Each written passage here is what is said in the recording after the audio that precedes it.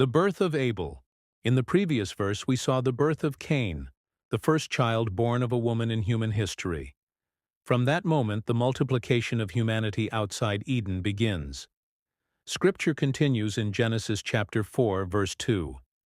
Then she bore his brother Abel.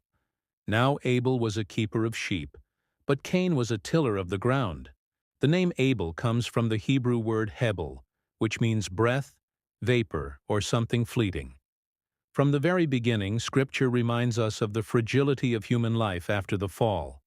Humanity begins to multiply, yet it lives under the reality of a brief and fragile existence. With these words, the Bible introduces the second son of Adam and Eve. Abel appears in human history as a shepherd of sheep.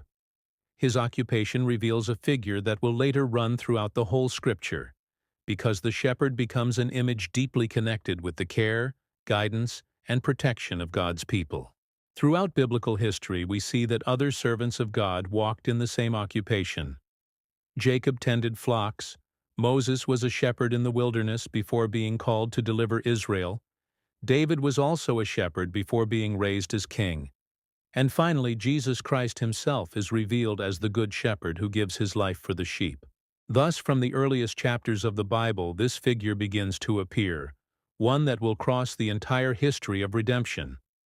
Abel enters Scripture as a shepherd, and with him an image is introduced that later points toward God's care for his people. This passage also reminds us that every life appears within the purpose of God. Abel is presented simply, yet his story will show how even in the earliest steps of humanity, the struggle between righteousness and sin begins to appear in the human heart. Humanity multiplies outside Eden, yet the government of God continues guiding history. From these first births, Scripture begins to reveal how the divine plan advances through the generations until its final fulfillment.